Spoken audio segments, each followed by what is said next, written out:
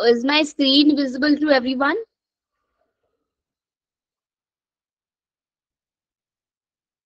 Okay, and am I audible? मेरी आवाज सबको आ रही है ना? Shall we start with the class?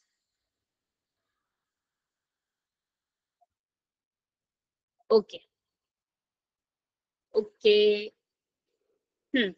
So in today's class, we are going to discuss about the case analysis. We are going to discuss like what are the essential parts of the case analysis, how we are going to approach it. है ना? We are going to discuss each and every point about case analysis कि case analysis कैसे होती है, case analysis के क्या important parts होते हैं, क्या क्या एक overview होता है जो हमें देना होता है while we are analyzing a case. ठीक है, किस तरीके से हम उसका ओवरव्यू डिजाइन करते हैं और क्या क्या इंपॉर्टेंट हेडिंग्स हैं जो हमें लिखनी होती है while we are analysing any case law. ठीक है, तो आज की क्लास में सिर्फ हम इतना ही पढ़ेंगे कि क्या क्या इसेंशियल पार्ट्स हैं हमारे केस एनालिसिस के. And in the next class that is on the Tuesday we are going to discuss how to read judgments from the Indian Kanoon. ठीक है, how to read the effective judgments from the Indian Kanun. We are going to discuss it in the next class. Okay, and in this class we are going to discuss about the case analysis, essential parts of the case analysis, and each and everything about case analysis. Okay, so let's start with today's class. Okay, so first of all let us understand कि case analysis होती क्या है. So case analysis is basically to brief out a case. ठीक है, to analyze the case. Analyze the case means आप case को अच्छे से एनालाइज करते हैं, उनकी बारीकियों में जाते हैं कि like what are the facts of the case, what are the issues of the case, किस वजह से ये केस आया था, क्या लॉ इसमें अप्लाई हुआ है, किस पार्टी का क्या नाम है, ठीक है, क्या डेट पे ये केस गया है. तो ये सारी चीजें जब होती हैं तो हम उसको बोलते हैं case analysis. So case analysis is basically briefing a case और एनालाइजिंग अ केस. मतलब बहुत बड़ी सी इंफॉर्मेशन को आप बहुत ब्रीफ में जब बता देते हो कि भाई ये पार्टीज थी, इस डेट को ये केस डिसाइड हुआ है, इतनी जजेस की बेंच बैठी थी, ये इंपॉर्टेंट सेक्शन से रिलेटेड ये केस है, ठीक है, ये इसमें फैक्ट्स थे, these are the issues of the case जिसकी वजह से पार्टीज आई थी, ये ग्रीवांसेस हुए थे पार्टीज को, इन दोनों पार्टीज के बीच में इतनी इतनी बहस हुई है, दोनों के काउंसिल्स ने ये बोला है, ये पॉइंट रखा है. तो ये सारी चीजें जब हम एग्रीगेट करके इनको जब फॉर्मली प्रेजेंट कर देते हैं ना, तो ये जो सारी चीजें हैं इन्हीं को क्या बोलते हैं, हम केस एनालिसिस बोलते हैं. तो case analysis is basically to analyse a case in the form that we are going to discuss about the facts of the case, the issues of the case, the parties, the contentions raised by them. तो ये सारी चीजें जब हम एक particular document में जब हम फॉर्मेट में प्रेजेंट करते हैं तो वो क्या हो जाती है, वो हो जाती है केस एनालिसिस. ठीक है, तो case analysis is related to the case summary और case brief. These all are synonymous to each other. Case summary, case analysis, case brief, ये सारी चीजें एक ही होती हैं. इनमें हमें क्या करना होता है, केस की समरी बनानी होती है. मीन्स बहुत लंबा केस होता है. For example if you have read the Indian कानून तो वहां पे जो केसेस होते हैं वो बहुत लंबे लंबे केसेस होते हैं. तो उनको एक वेल फॉर्मेट में किस तरीके से लिखेंगे ताकि एक नॉर्मल प्रूडेंट मैन भी समझ पाए कि उस केस में क्या हुआ था. ठीक है, तो उसको एक जनरलाइज वे में जब हम प्लान आउट करते हैं, जनरलाइज वे में जब हम उसको बना के एक फॉर्मली प्रेजेंट करते हैं डॉक्यूमेंट में, तो उसको हम बोलते हैं केस एनालिसिस. कि हमने उस केस को डीपली एनालाइज करके उसको इस तरीके से प्रेजेंट किया है कि भाई अब एक अगर नॉर्मल मैन भी देखेगा, लेमैन भी देखेगा, not a person related to law in the field of law or a layman can understand it as well. ठीक है, तो उसको एक जनरलाइज फॉर्म में जब हम लिख देते हैं तो वो हो जाती है केस समरी और केस कमेंट्री. या यस विधि, केस कमेंट्री भी होती है यही. ठीक है, तो ये चीज हो जाती है केस एनालिसिस. ठीक है, केस एनालिसिस की हमें जरूरत क्यों पड़ती है while we are studying case analysis. तो while we are studying case analysis हम क्यों पढ़ रहे हैं. तो केस एनालिसिस की जरूरत हमें हर चीज में पड़ती है. For example if you are writing any type of research paper तो भी आप उसमें केस इंक्लूड करोगे. अब भाई आप पूरा जजमेंट तो उठा के कॉपी पेस्ट नहीं कर सकते हो ना, तो you are required to analyse that particular case, तो वो चीज वहां पे यूज होती है। और जब आप केस ब्रीफ्स बनाते हो, आप फॉर एग्जांपल प्रेपोजिशन तैयार कर रहे हो, ठीक है, प्रेपोजिशन तैयार कर रहे हो किसी भी चीज के लिए, मेमोरेंडम तैयार कर रहे हो, ठीक है, काउंट, आपके पास कोई केस आया, आप उसका मेमोरेंडम तैयार कर रहे हो, तो obviously you are going to add some case laws to it. अब पूरी पूरी जजमेंट्स तो लिखोगे नहीं, तो you are going to add the case laws in the form of case briefs, है ना। तो केस ब्रीफ्स आपको बनाने आने चाहिए कि like what are the name of the parties, what are the important sections involved and each and everything, ठीक है। तो उसका एक पर्टिकुलर फॉर्मेट होता है केस एनालिसिस का। तो in today's class we are going to discuss that particular format, those particular essential parts of the case analysis we are going to discuss in today's class, ठीक है। तो case analysis जैसा कि मैंने बताया कि केस ब्रीफ टाइप का होता है, जिसमें हम बड़े से केस को टुकड़ों में तोड़ तोड़ के और उसको इस तरीके से बना देते हैं, इस तरीके से जनरलाइज कर देते हैं कि एक नॉर्मल प्रूडेंट मैन भी उसको समझ पाए कि उस पर्टिकुलर केस में हुआ क्या था और वो पर्टिकुलर केस किस चीज से रिलेटेड है, ठीक है। तो ये हो जाती है आपकी केस एनालिसिस।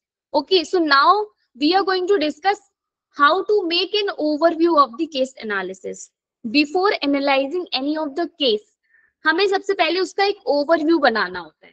ओवरव्यू मीन्स एक स्ट्रक्चर बनाना होता है, एक ढांचा बनाना होता है कि किस तरीके से हम उसको एनालाइज कर रहे हैं, एंड उसमें जो इसेंशियल पॉइंट्स हैं, जो मेन इसेंशियल पॉइंट्स हैं, उनको हमने पहले ओवरव्यू में लिखना होता है, ठीक है। तो वो ओवरव्यू के पॉइंट्स क्या क्या होते हैं? सबसे पहले आता है आपका date of the case. Date of the case means, date of the case means ये नहीं होता कि किस डेट को वो केस फाइल हुआ है। No, date of the case is the date जहां पे वो केस डिसाइड हुआ है, जिस डेट को वो केस डिसाइड हुआ है, that is the date of the case. Okay, not on the date that is on which the case has been filed, ठीक है। It is the date on which the case has been decided by the court of law, ठीक है। तो वो हो जाती है date of the case. Yes, judgment date जो होती है that is the date of the case. Okay, then the second essential part is the petitioner's name. Who is the petitioner? Petitioner is the person who has been filed the case in the court of law, ठीक है। जिसने case file किया है वो कौन हो जाता है? Who is petitioner? Petitioner is the person who has filed the case in the court of law, ठीक है। जिसको ग्रीवेंसेस हुए हैं, जिसको प्रॉब्लम हो रही है, ठीक है, वो हो जाता है petitioner, who has filed the case in the court of law, who is petitioner। Okay, petitioner हो जाता है जिसने केस फाइल किया है। अब रिस्पोंडेंट कौन होता है? जिसके अगेंस्ट में केस फाइल हुआ है, ठीक है। Respondent is the person against whom the case is filed, ठीक है। तो वो हो जाता है आपका रिस्पोंडेंट। तो you have to mention the name of both the parties, the petitioner's name as well as the respondent name. You have to mention the name of the both the parties, ठीक है। आपको दोनों parties का नाम लिखना है। सबसे पहले आपको लिखना है date of the case, then you have to mention the petitioner's name, means the person who has filed the case, then you have to mention the respondent name, means name of the person against whom the case has been filed, okay। Then you have to write the bench or the judge name. अगर वहां पे 3 जजेस की bench बैठी है, 5 जजेस की bench बैठी है, तो आपको वो लिखना है।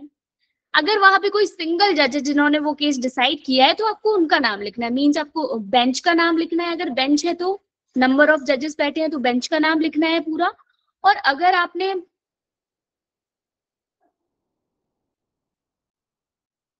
Yes, it's always petitioner versus respondent, but ये चेंज हो जाता है, वाइस वर्सा हो जाता है if appeal has been filed. अगर अपील फाइल हो जाती है तो पार्टीज का जो नाम होता है एक्सचेंज हो जाता है, बट स्टिल जो पार्टी रिस्पोंडेंट होती है, अगर उसने अपील फाइल की है तो वो पेटिशनर बन जाती है, ठीक है। तो हमेशा पेटिशनर और रिस्पोंडेंट ही होता है वर्सेस।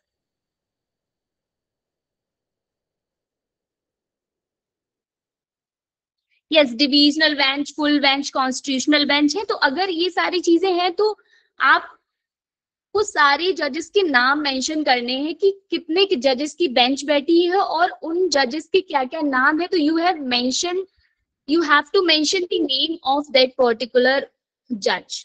अगर एक जज है तो उनका आपको नाम लिखना है, अगर बेंच ऑफ जजेस है तो आपको उसका नाम लिखना है, ठीक है। तो यहाँ बेंच और जज नेम आपको लिखना होता है। Then you have to mention the citation of the case. अब साइटेशन मैंने उस दिन आपको निकालना बताया था कि if you are searching for the citation तो आप सीधा गूगल पे जाके केस का नाम लिखो और उसके आगे लिख दो साइटेशन, ठीक है, तो वहां पे आपको साइटेशन इजीली मिल जाएगा उस पर्टिकुलर केस का। अगर फिर भी नहीं मिलता है तो मैं अगली क्लास में बताऊंगी, जिसमें जजमेंट रीडिंग करना बताऊंगी ना, तभी मैं बताऊंगी किस तरीके से जजमेंट फाइंड आउट करते हैं और किस तरीके की जजमेंट कहाँ पे लिखा होता है, ठीक है। तो साइटेशन आपको डालना होता है। Then you need to mention the important section involve that particular case law.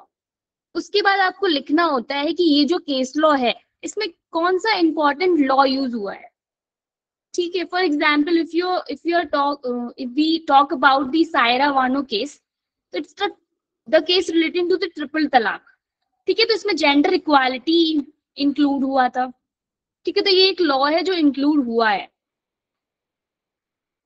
Yes, I am going to tell you people how to, ये तो मैंने उस दिन सिखाया था क्लास में कि केस लॉ को किस तरीके से फाइंड आउट करेंगे।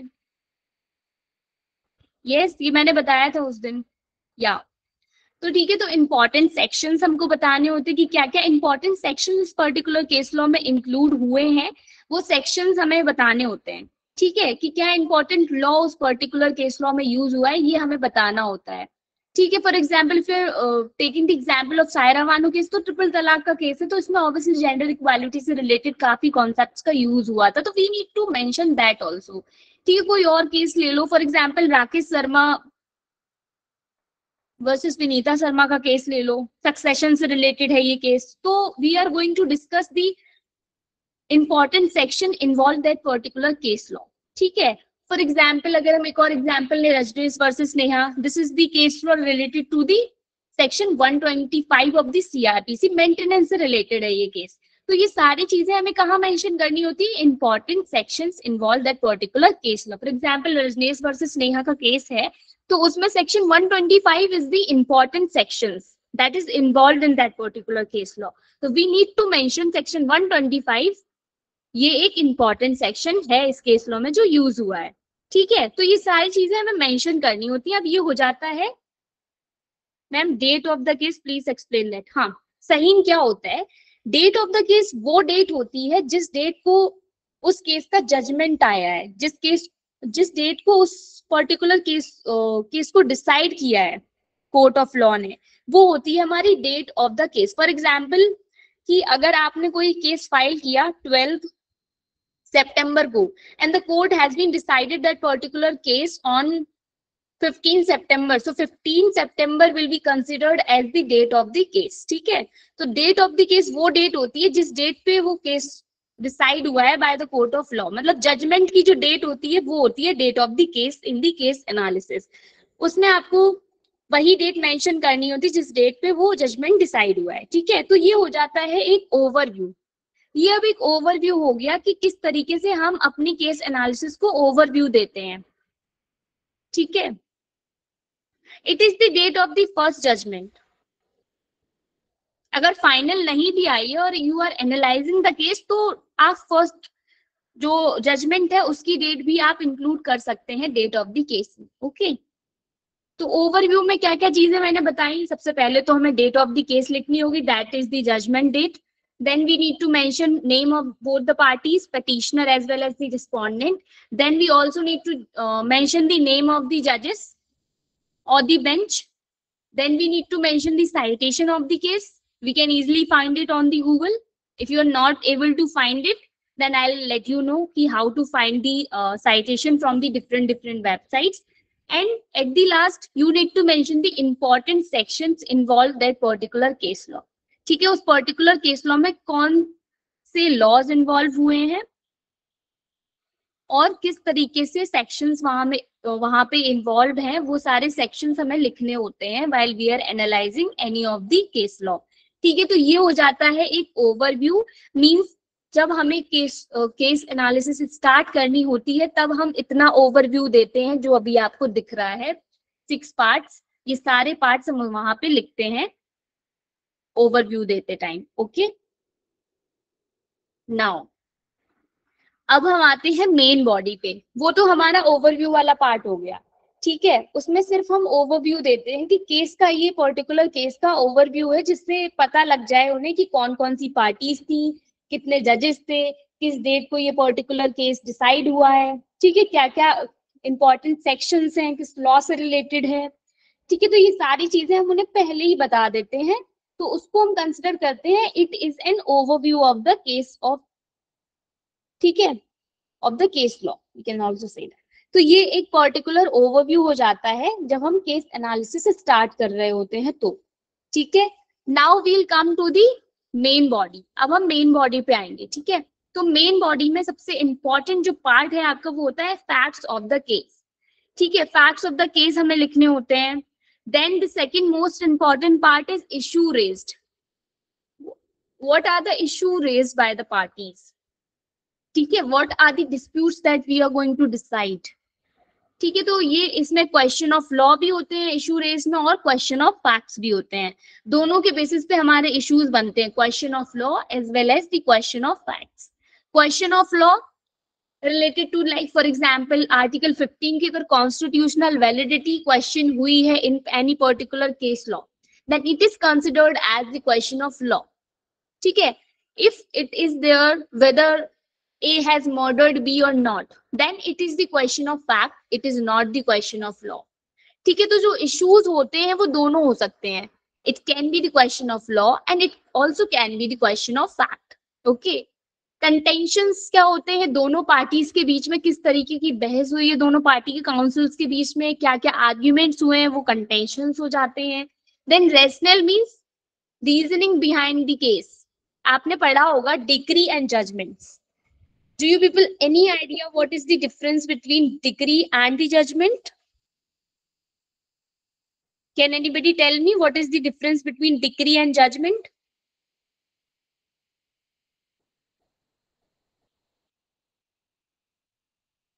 Anyone?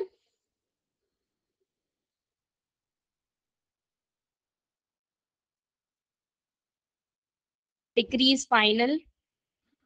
Decree is an order. Decree is an order.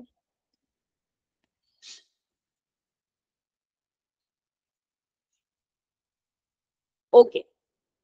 So basically, decree is in a very summarized form, and judgment is basically the rationale behind the decree. Court क्या देता है, judgment में court देता है rational, the reasoning behind the decree is judgment. जो decree pass हुई है उसकी रीजनिंग होती है डिग्री, वो जजमेंट, जो डिग्री पास हुई है उसकी रीजनिंग जजमेंट होती है, ठीक है। Judgment is basically the reasoning by has been decree passed, किस वजह से डिग्री पास्ड हुई है उसकी जो रीजनिंग होती है वो जजमेंट होती है, ठीक है। तो rational is same as the judgment, it is basically the rational behind the judgment, की कोर्ट ने जो जजमेंट दिया है उसका रेशनल क्या है, कोर्ट ने जो डिग्री पास आउट की है उसका जो रेशनल है वो क्या है, रीजनिंग क्या है। Reasoning behind the judgment is basically the rational part of your case analysis. In this particular part, you're going to write the reasoning behind the judgment passed by the court of law. ठीक है, it's related to ratio dendi, yes, reasoning behind the case, ठीक है। तो ये reasoning होती है आपकी कि कोर्ट ने क्या रीजनिंग लगाई तब उन्होंने डिग्री पास आउट की है, ठीक है। तो जजमेंट एंड डिग्री के बीच का यही डिफरेंस होता है, degree is summary and judgment is basically the reasoning of that particular degree कि why has been that particular degree is passed, ठीक है।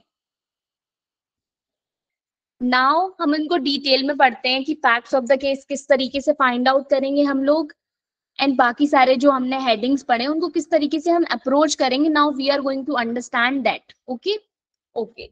सो will come to the facts of the case. सबसे पहला जो हमारा मेन बॉडी का जो part होता है वो होता है फैक्ट्स ऑफ द केस, ठीक है। तो फैक्ट्स ऑफ द केस, सबसे पहले in this you need to explain the entire incident in the case in a very brief manner. For example, अगर आपके पास केस आया कि भाई मैं जा रहा था रास्ते में, रास्ते से मेरे को किसी ने पीछे से डंडा मारा and I was felt unconscious, मैं अनकॉन्शियस हो गया, उसके बाद में मैं उठा तो like I was in a confined room, मैं रूम में कन्फाइंड था, ठीक है। तो ये सारी चीजें आपके पास, ये सारी चीजें बताई आपके क्लाइंट ने आपको, तो you need to mention each and every incident date wise. आपको पूरा इंसिडेंट डेट वाइज मेंशन करना है और बहुत ही ब्रीफ मैनर में। आप ये नहीं बताएंगे कि मैं सुबह आया था, फिर मैं रास्ते में रुका था, मैंने मोमोज खाए थे और फिर मोमोज बहुत बेकार थे। ये सारी चीजें आपको फैक्ट्स में नहीं बतानी है। You need to write the facts to the point. जो आपके आपने देखा होगा रेलेवेंट फैक्ट्स होते हैं, ठीक है। एविडेंस अगर पढ़ा होगा तो you have heard about relevant facts. Relevant facts are the facts that are related to the case, ठीक है। जो आपका पर्टिकुलर केस है उससे रिलेटेड जो फैक्ट्स होते हैं, that particular facts are considered as the relevant fact. तो you are in the need of to write the facts that are relevant to your case, ठीक है। जो आपके केस से रेलेवेंस है आपको वही फैक्ट्स लिखने हैं, ठीक है। You are not required to write the irrelevant facts. जो आपके केस से रेलेवेंट नहीं है, you are not going to write them, you are only going to write the relevant facts. जो आपके केस से रेलेवेंट है आपको उन्हीं को लिखना है फैक्ट्स ऑफ द केस वाली हेडिंग में। तो फैक्ट्स मैंने किस तरीके से बताया, किस तरीके से आपको लिखने हैं। You need to write down the facts case wise आपको लिखने हैं। फॉर एग्जाम्पल इंसिडेंट किस तरीके से हुए हैं। फॉर एग्जाम्पल 15 को आपको एक कॉल आया, ठीक है। 15 को आपको एक कॉल आया। 16 को क्या हुआ, आपके साथ फ्रॉड हो गया, साइबर फ्रॉड हो गया, ठीक है। आपके अकाउंट से पैसे गायब हो गए। 17 को आपके पास एक दोबारा से कॉल आया। तो ये सारे अगर आप केस लॉ फाइल इसके खिलाफ अगर FIR फाइल करने वाले हो, ठीक है, या फिर आप कोई भी लीगल एक्शन लेने वाले हो और आप अपने लॉयर के पास गए हो, तो आप लॉयर हो, ठीक है। अब आपका क्लाइंट आया है, वो आपको ये सारी चीजें बता रहा है, तो आपको एक केस समरी बनानी होगी। तो केस समरी आप कैसे बनाएंगे, you need to write down the facts incident wise, कि किस पर्टिकुलर डेट को क्या इंसिडेंट हुआ है, ठीक है। And you just need to mention the relevant facts, means the facts that are relevant to your case, not the irrelevant facts, ठीक है। You need to include each and every incident date wise with all the necessary facts related to those incident, ठीक है।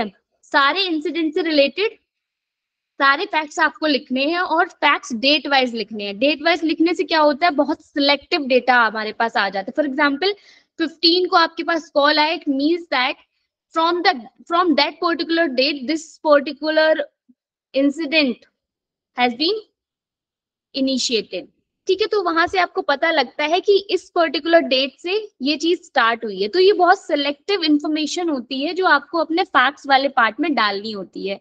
तो facts में सिर्फ आपको इतना ही करना होता है, you need to write down the incident date wise, ठीक है। आपको सारे इंसिडेंट डेट वाइज लिखने होते हैं। You are just going to write the relevant facts, not the irrelevant facts, ठीक है। जो सारे आपके केस लॉ से रिलेटेड जो फैक्ट्स हैं आपको वही लिखने होते हैं और सारे इंसिडेंट वाइज लिखने होते हैं, ठीक है।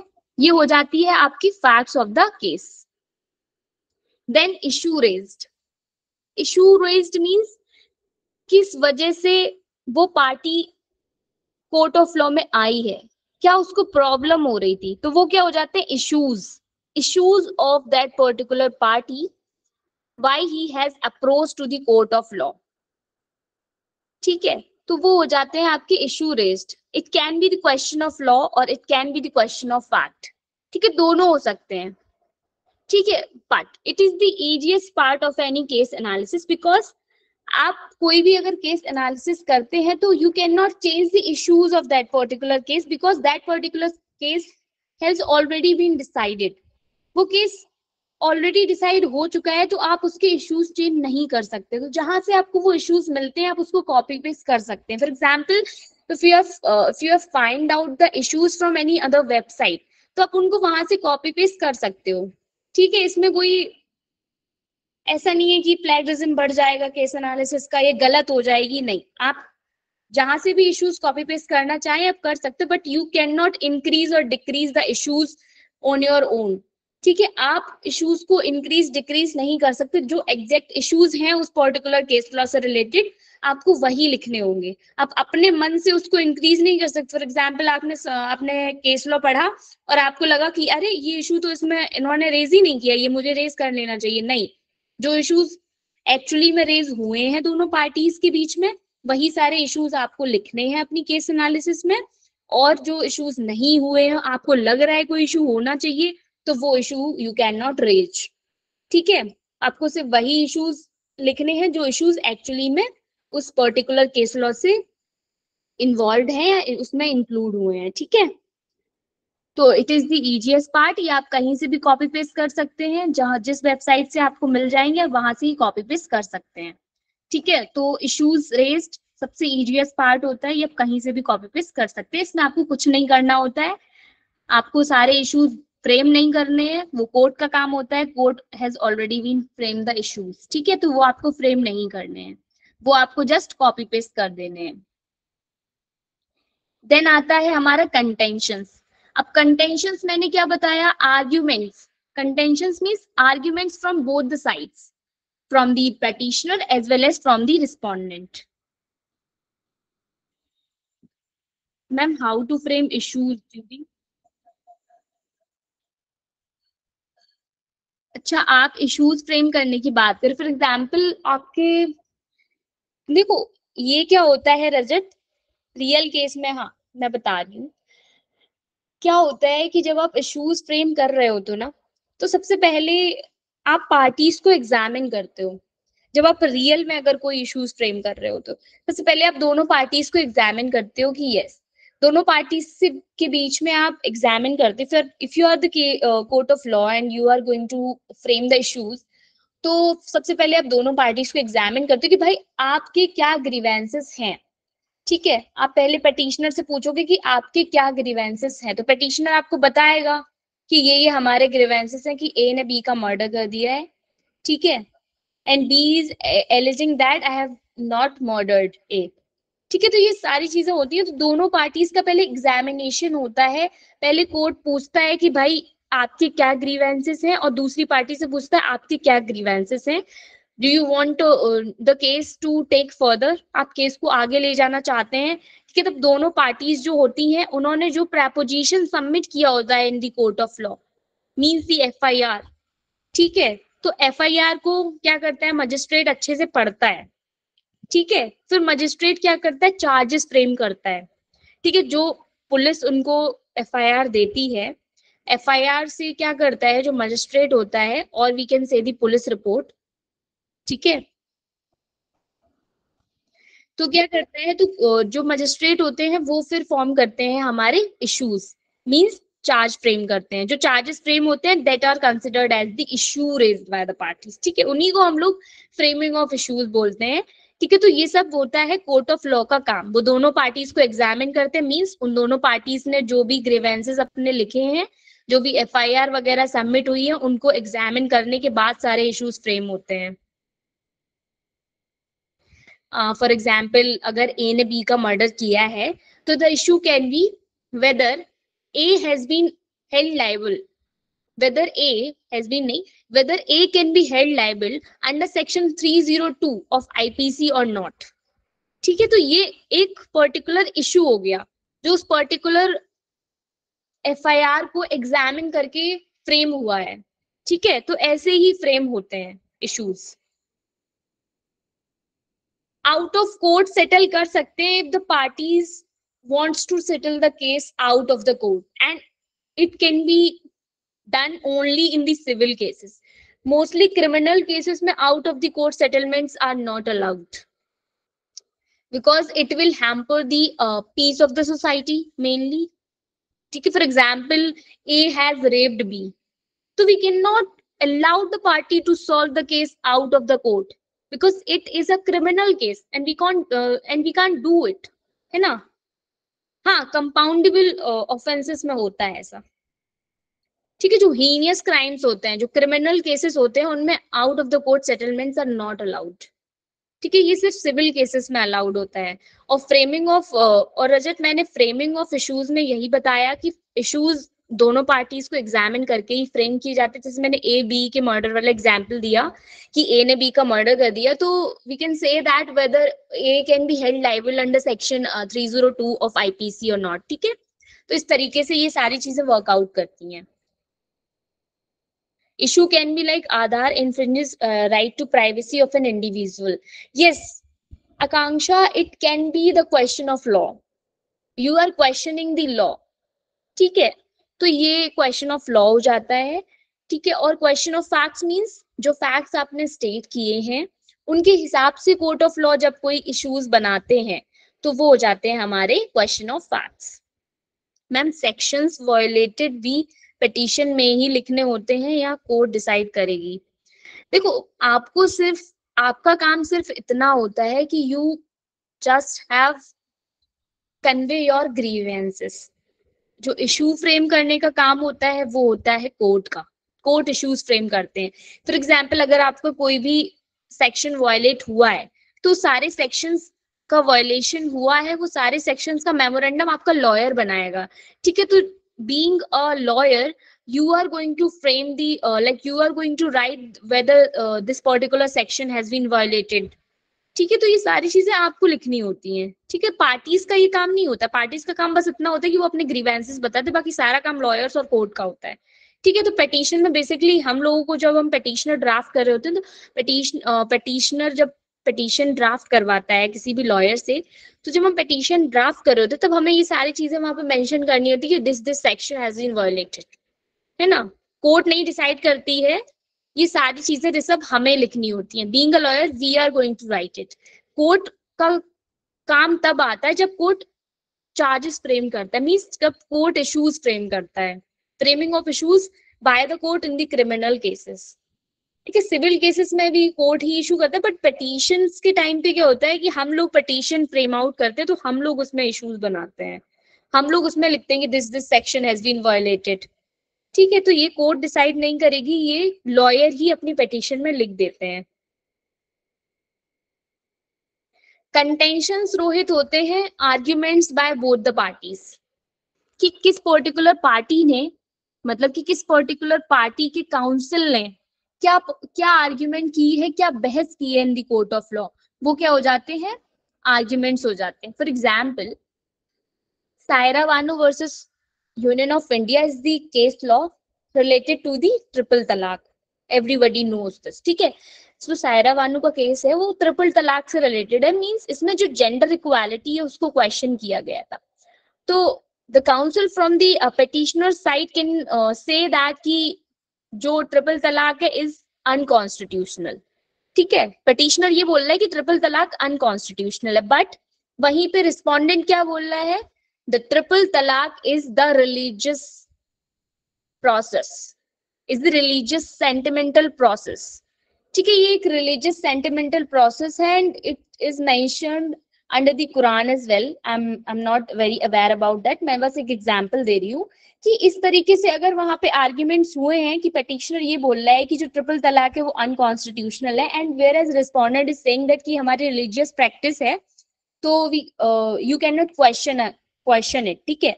ये हमारे रिलीजियस प्रैक्टिस है, ये काउंटर आर्ग्यूमेंट्स दे रहे हैं रिस्पोंडेंट और पिटिशनर के बीच में, ये आर्ग्यूमेंट्स हो रहे हैं। तो these are the arguments considered as the contentions by both the parties. तो ये दोनों जो आर्ग्यूमेंट्स हो रहे हैं दोनों पार्टीज के बीच में, इन्हीं को हम क्या कहते हैं, these arguments are known as the,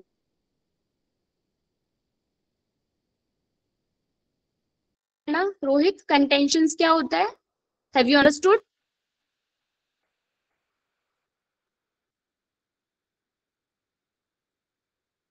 raised by both the sides. जैसे मैं आपकी कह रही है कि भाई ट्रिपल तलाक unconstitutional is violating the rights of the women, ठीक है। It is the question on the gender equality, and on the other hand other party is saying, that means the respondent is saying that it is my religious practice, ठीक है। बहुत सालों से ये चली आ रही है, it is custom as well, ठीक है, because it is in the existence from the very ancient era, ठीक है। तो ये सारी चीजें जब होती हैं तो इसको हम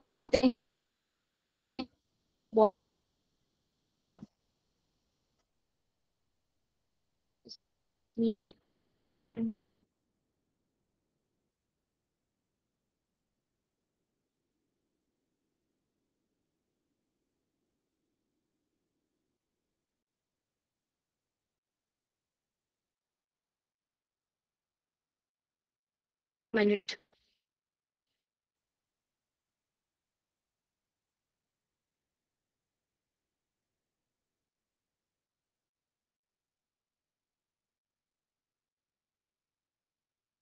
Just minute. Just trying to share my screen.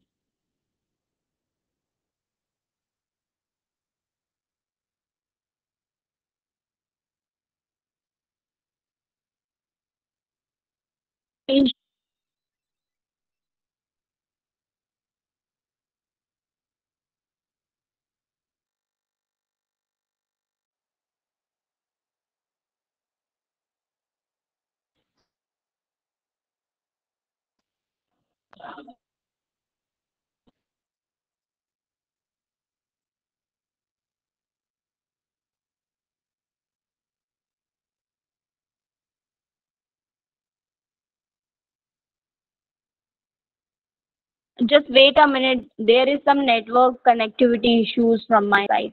I'm just trying to cope up with it. Okay, so now my screen is visible and I am audible.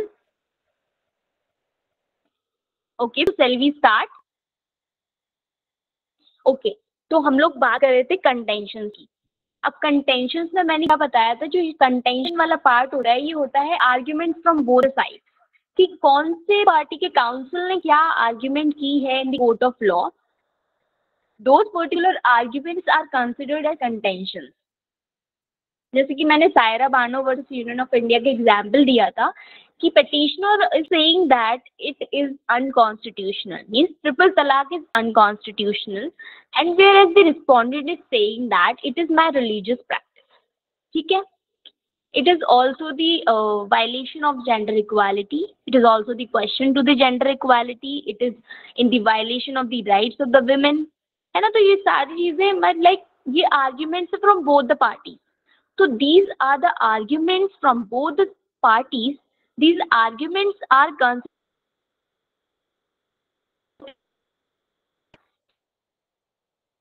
parties के बीच में. These are considered as contentions. ठीक है. तो contentions आपको किस तरीके से find out करने होते हैं? Wait.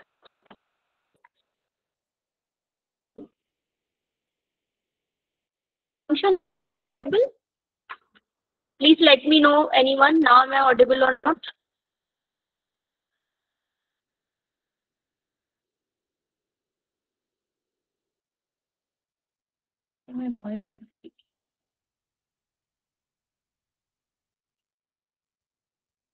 Just wait a minute.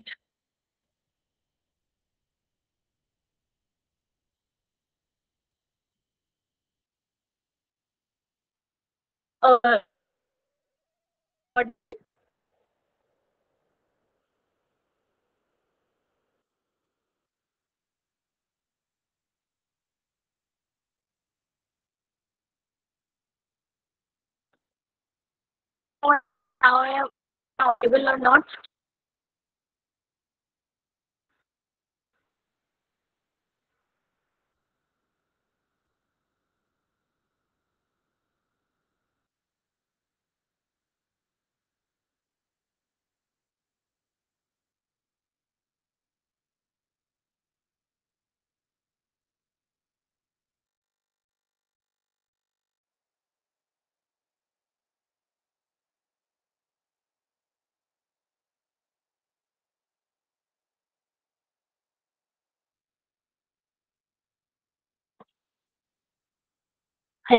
I'm audible.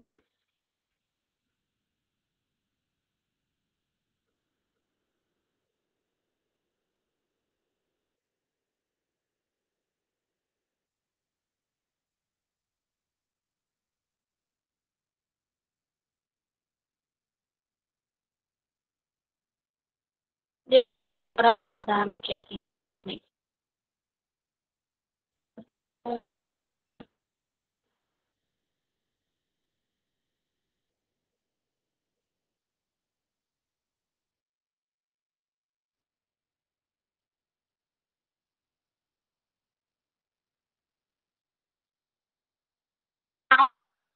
Now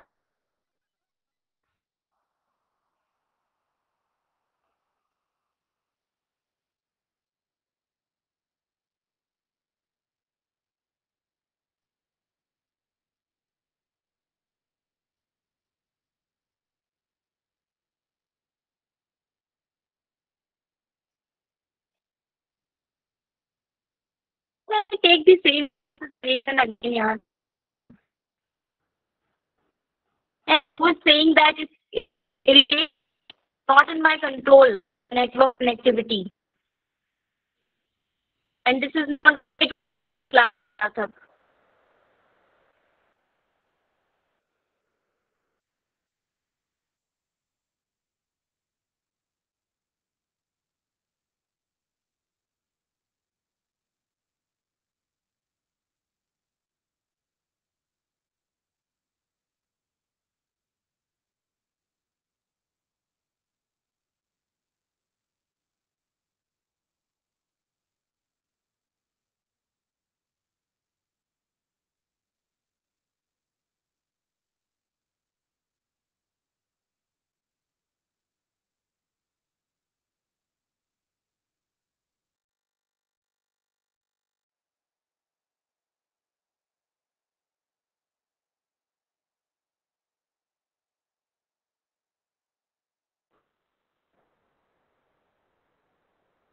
Now my voice is audible.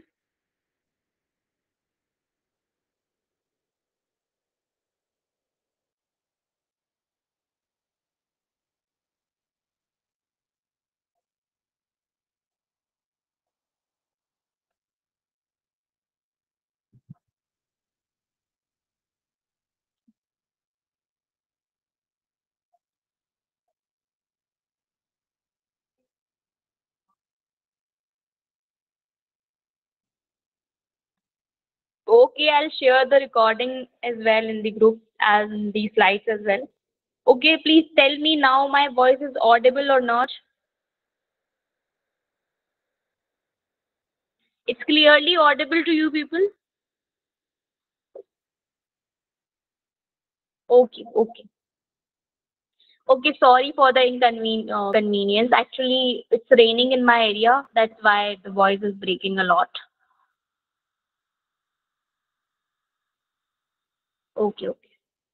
Okay, so हम कंटेंशंस की बात कर रहे थे। कंटेंशंस वाला पार्ट क्लियर हो गया था, ठीक है। इसके बाद वाला पार्ट है वो आता है आपका रेशनल। अब जैसा कि मैंने रेशनल बताया था, rational is the reasoning behind the judgement, ठीक है, कि क्या कोर्ट ने रीजनिंग दी जब वो जजमेंट पास कर रहा था। For example, the court while passing the judgment of Saira Bano versus union of India, the court has provided the reasoning, the rationale behind that. It denotes the gender equality, it protect the rights of the Muslim women, ठीक है। तो ये सारी जो rational है ये court ने provide की थी while making the judgment.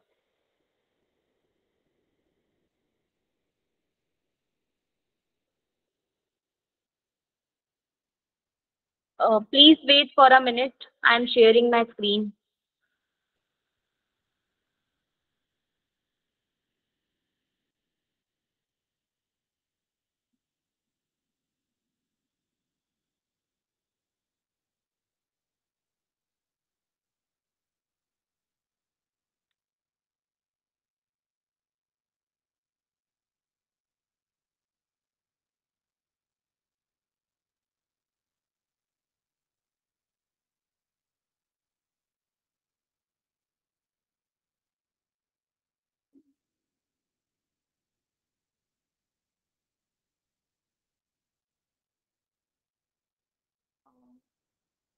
I'm like, there is decree after judgment in civil cases, was it in criminal cases? No, criminal cases में जजमेंट ही आता है directly, and rational is basically reasoning behind the judgment pass by the court of law.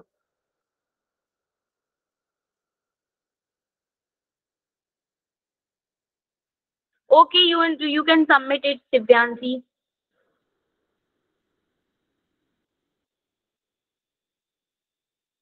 Okay, तो यहाँ तक मैंने जो बताया, लाइक कंटेंशंस तक जो बताया वो समझ में आया।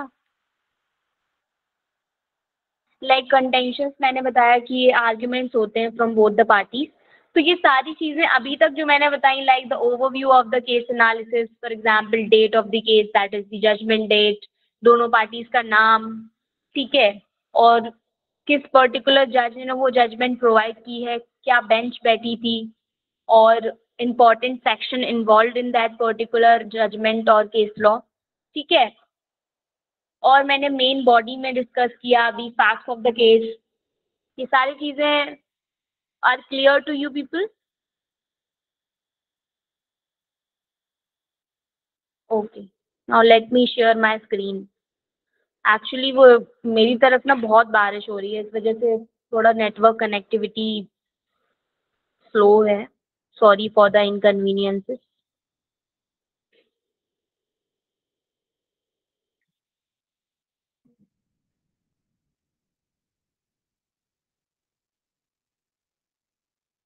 हाँ, मैं ये सारी चीजें अमन पढ़ाऊंगी। In the next class we are going to discuss it.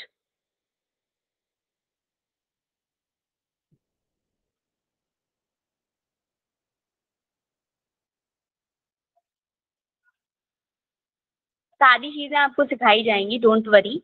बहुत बेसिक लेवल से लेके और बहुत हायर लेवल तक का रिसर्च मैं करना सिखाऊंगी, don't worry.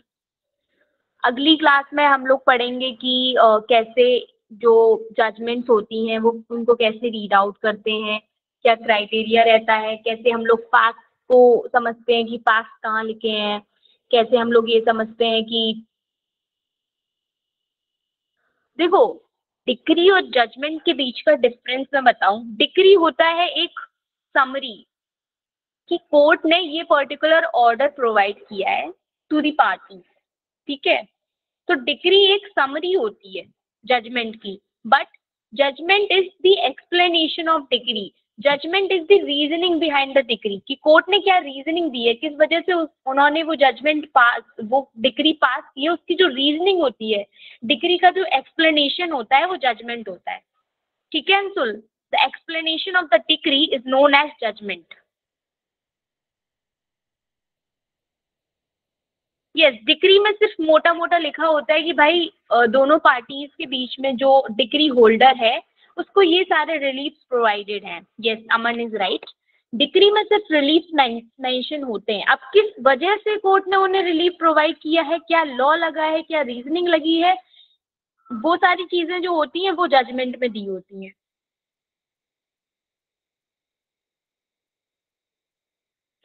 Yes, I am going to give you the case laws.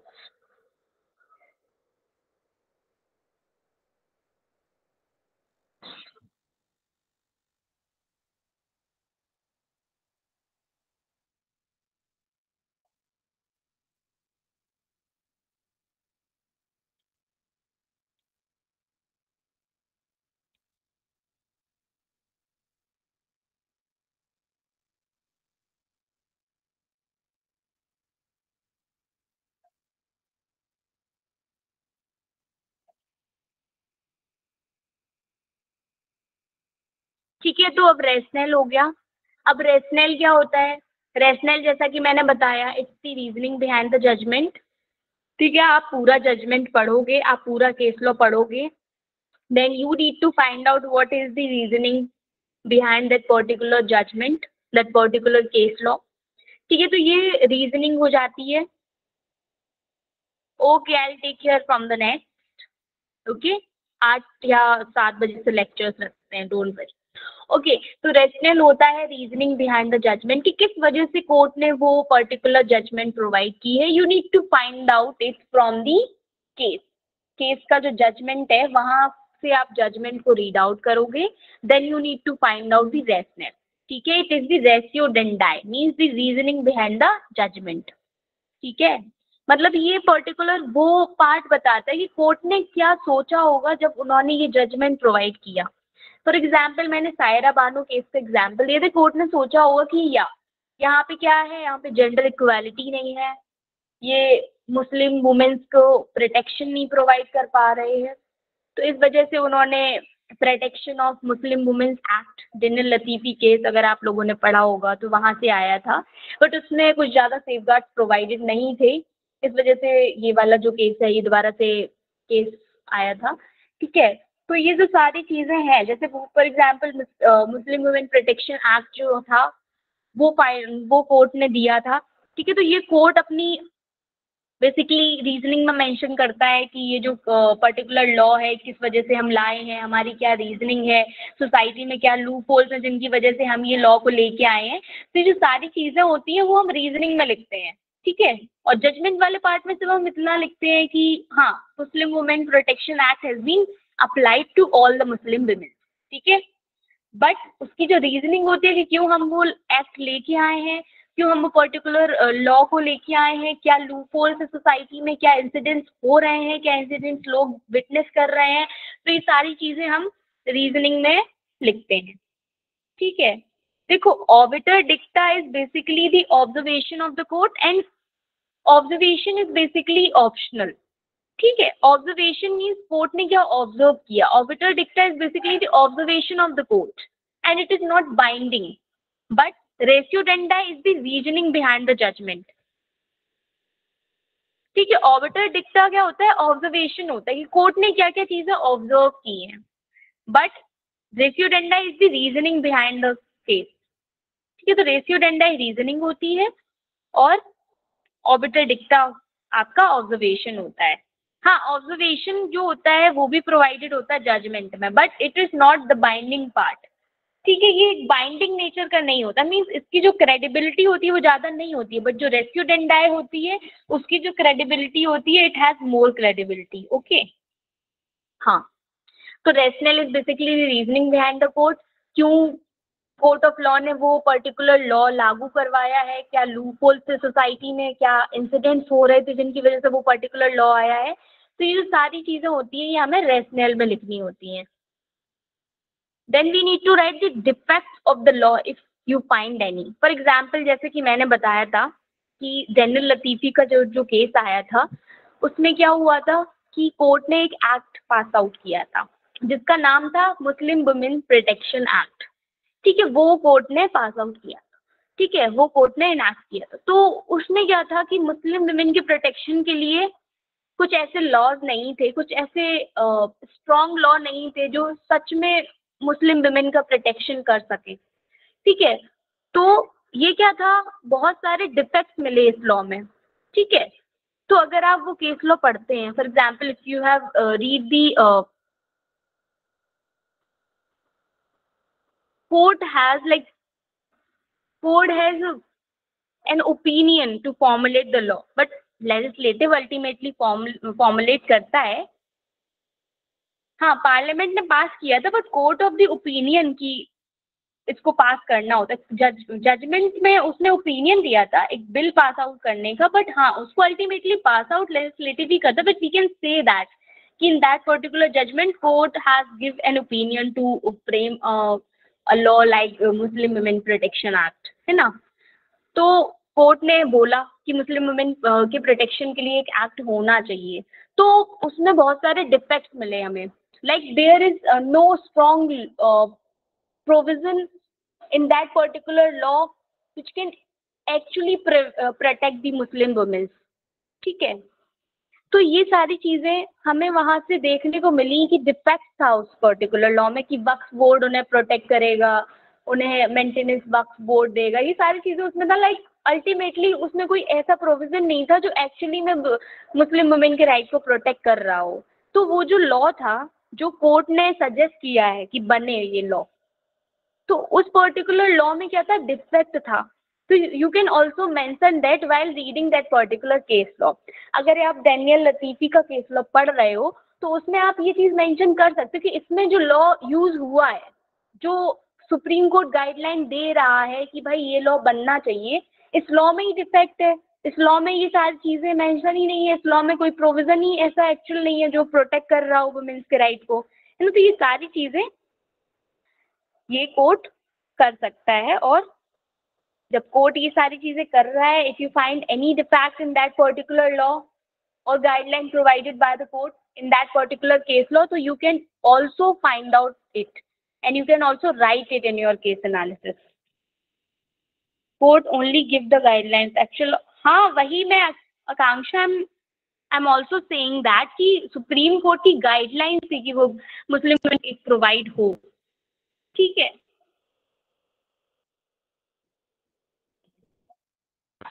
Like Vishakha guidelines, sexual harassment की जो गाइडलाइंस आई थी, ठीक है, sexual harassment at work place पे जो गाइडलाइंस आई थी, डेट आदि विशाखा गाइडलाइंस, तो ये सारी गाइडलाइंस जब कोर्ट ने प्रोवाइड की थी, ठीक है, तो अगर आप केस पढ़ रहे हैं तो आप जब उन गाइडलाइंस को रीड आउट करेंगे, if you find any defect in that particular guidelines, so you can also mention that under the heading of defects of law।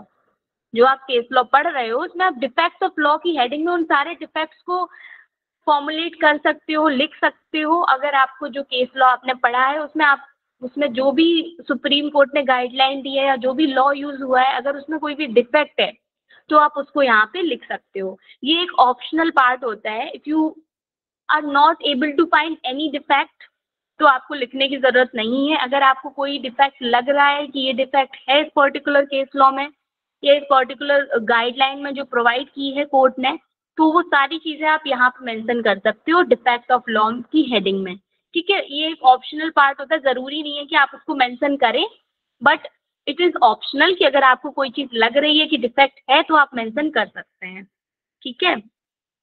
We are reading all aspect, so how it is case summary और case analysis. देखो basically मैंने क्या बताया था कि case analysis होती है कि जब हम केस को जनरलाइज करते हैं। जनरलाइज मीन्स अब आप जब इंडियन कानून से, हाँ Akanksha, basically defects is the lacunas in the laws, ठीक है। तो रजत मैंने बताया था कि जब आप केस को एनालाइज कर रहे हो तो आपको उनको छोटे छोटे टुकड़ों में तोड़ना है। फॉर एग्जाम्पल अगर आप इंडियन कानून पे जाएंगे, जब आप जजमेंट पढ़ेंगे तो बहुत बड़ी जजमेंट होती है। कोई लेमैन को अगर इंडियन कानून की जजमेंट दे दोगे वो नहीं पढ़ पाएंगे, जस्ट बिकॉज वहाँ पे कोई हेडिंग नहीं है, कोई ब्रीफिंग नहीं है। तो जब हम उसको ब्रीफ करते हैं, ठीक है, जब हम उस पर्टिकुलर बड़ी सी जजमेंट को टुकड़ों में तोड़ते हैं कि क्या फैक्ट्स हैं, क्या पार्टीज हैं, क्या नाम है, क्या इश्यूज हैं और क्या रेशनल है, क्या डिफेक्ट्स हैं, तो ये सारी चीजें जब हम उसमें इंक्लूड करते हैं तो वो हमारी एनालिसिस होती है कि हमने उस पर्टिकुलर केस को उस तरीके से एनालाइज किया है, उस तरीके से जनरलाइज किया है कि अब उसको एक जनरल लेमैन भी पढ़ सकता है। तो वो सारी चीजें आती है केस ब्रीफ में और केस समरी में, कि हम एक उस पर्टिकुलर केस को तोड़ तोड़ के उसकी एक समरी बना रहे हैं, कि उसका एक निचोड़ बना रहे हैं कि ये सारी चीजें इसमें इंक्लूडेड हैं और ये इसके पार्ट है। Important part of the case law are known as the case analysis. तो इस वजह से हम केस एनालिसिस इसको बोलते हैं। हालांकि इसमें सारे पार्ट इन्वॉल्व होते हैं बट हम उनको छोटे छोटे टुकड़ों में इन्वॉल्व करते हैं, इस वजह से हम उनको एनालाइज करते हैं, तो इस वजह से इसको एनालिसिस बोलते हैं कि हमने एनालिसिस की है पर्टिकुलर केस लॉ की। अब इन्फरेंस क्या होता है, सबने लिखा था। Yes Akanksha, we can also say that like the memorandum जो होता है, फॉर एग्जाम्पल अगर आपने मूव कोर्ट वगैरह किया होगा तो मेमोरेंडम जब हम बनाते हैं तो मेमोरेंडम में हम क्या करते हैं, हमें एक प्रपोजिशन प्रोवाइड होती है, ठीक है। प्रपोजिशन में प्रॉब्लम लिखी होती है and we need to find out the solutions for that. तो हम उसमें पहले इश्यूज फ्रेम करते हैं, फिर उन इश्यूज को हम ब्रीफली एग्जामिन करते हैं, उसमें कुछ केस लॉज डालते हैं अपने इश्यूज को एग्जामिन कराने के लिए, उसमें बहुत सारे हम लॉज इन्वॉल्व करते हैं। तो वो सारी चीजें क्या हो जाती है, it's the memorandum of a particular preposition. कोई भी पर्टिकुलर केस हुआ है उसका जब हम मेमोरेंडम बनाते हैं तो that particular memorandum can be considered as the analysis of that particular case law. Yes Akanksha, good, we can also say that it's the memorandum, ठीक है। अगर कुछ लोगों ने मूड कोर्ट किया होगा तो they will know about it कि एक केस हमें प्रोवाइडेड होता है, उसका हमें मेमो बनाना होता है, पूरा मेमोरेंडम बनाना होता है from both the side, from the side of the petitioner as well as from the side of the respondent. हाँ, तो जिस्ट होता है सारी चीज़ों का जो उस पर्टिकुलर केस लॉ में मेंशन्ड है, ठीक है। अब इन्फरेंस में क्या होता है, फॉर एग्जाम्पल जब हम आर्टिकल राइटिंग कर रहे थे तो हम लोगों ने कंक्लूजन वाला पार्ट पढ़ा था। तो basically inference is considered as the conclusion of the case analysis. जब हम केस एनालिसिस को बाइंड अप कर रहे होते हैं तो उसका जो कंक्लूजन होता है, we are writing the inference कि what we have infer from by reading the whole case analysis, कि हमने क्या इन्फर किया, हमने क्या फाइंड आउट किया, हमने क्या देखा, क्या सजेशंस है हमारे, वो सारी चीजें। हाँ तो हाँ, ये प्रेयर की तरीके से होता है एक, कि हमने पूरा केस लॉ पढ़ के हम अब क्या बाइंडिंग पैराग्राफ दे सकते हैं, वो बाइंडिंग पैराग्राफ हमारा इन्फरेंस होता है। ठीक है, देखो prayer is different Akanksha, because prayer में हम एक लाइक प्रे करते from the court of law for justice, है ना। तो prayer is something different and inference is something different. Inference होता है कि हम क्या इन्फर करें हैं पूरे केस लॉ को पढ़ के, ठीक है, हमने क्या क्या चीजें फाइंड आउट की हैं, हमने क्या फील किया है पूरे केस लॉ को पढ़ के। For example Saira Bano versus union of India का जो केस है, वो केस में क्या है, ट्रिपल तलाक क्या होता है, ट्रिपल तलाक कैसे अनकॉन्स्टिट्यूशनल है, हमने किस तरीके से चीजें इन्फर की हैं, क्या सोसाइटी में लूप होल्स थे और क्या इंसिडेंट्स हो रहे थे, कितने वुमेन्स के राइट वायलेट हो रहे थे, क्या इंसिडेंट्स मैंने विटनेस किए हैं सोसाइटी में अपनी। तो ये सारी चीजें आप कंक्लूजन में लिख सकते हैं। यस, मूड कोर्ट के जो आर्ग्यूमेंट्स एडवांस होते हैं ना, जिसमें हम अपने इश्यूज को इलेबोरेट करके लिखते हैं, एक्सप्लेन करते हैं, ठीक है, वो सारी चीजें केस एनालिसिस में आती हैं। यस कुलप्रीत, ठीक है। तो inference is basically the, inference means what you have infer from the whole case analysis. ठीक है, आपने क्या इन्फर किया है, means it is the conclusive part. आपको यहाँ पे कंक्लूड करना होता है। Okay, like what we actually want from the court comes in prayer. हाँ, ये सारी चीजें प्रेयर में आती हैं। Prayer is basically what are the relief you are claiming from the court of law. ठीक है, तो ये प्रेयर में आ जाता है। Now I am going to share one case analysis with you people, ताकि आप लोगों को एटलीस्ट पता लगे कि किस तरीके से करते हैं हम case analysis.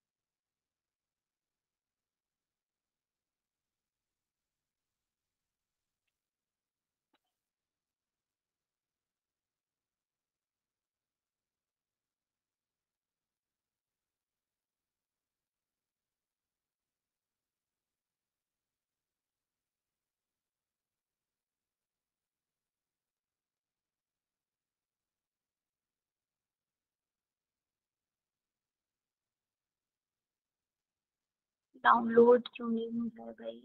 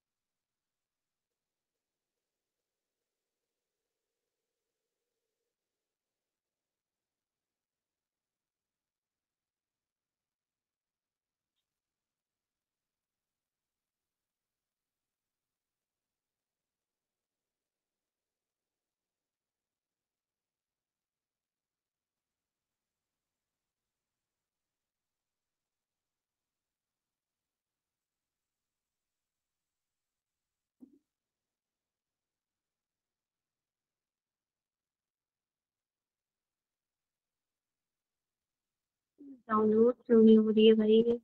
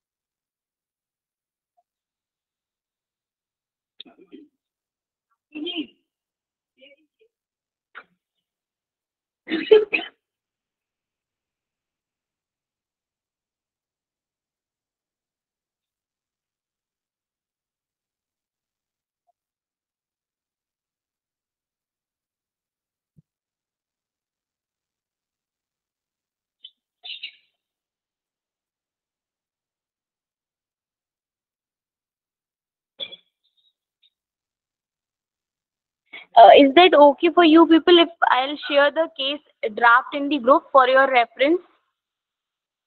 Because there is some network connectivity issue. I'm not able to share my screen again. Okay, okay. So just tell me, is the case analysis part is clear to everyone? सबको clear हुआ ना कि case analysis में क्या करना है and what are the essential parts?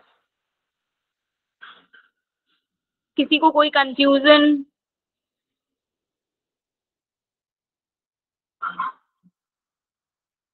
Okay तो I share the case draft जो मैंने तैयार किया है, ठीक है। केस ड्राफ्ट मैं ग्रुप में शेयर कर दूंगी for your reference and I share the list of the cases from which you have to choose the case for your analysis, ठीक है। एंड आपको उस केस पे अपनी एनालिसिस स्टार्ट करनी है and I going to take one class on how to read the judgement from the Indian Kanoon and most probably the class will be on Tuesday, ठीक है। एंड टाइमिंग्स मैं group में share कर दूंगी। Okay okay okay, so good night everyone, have a nice day.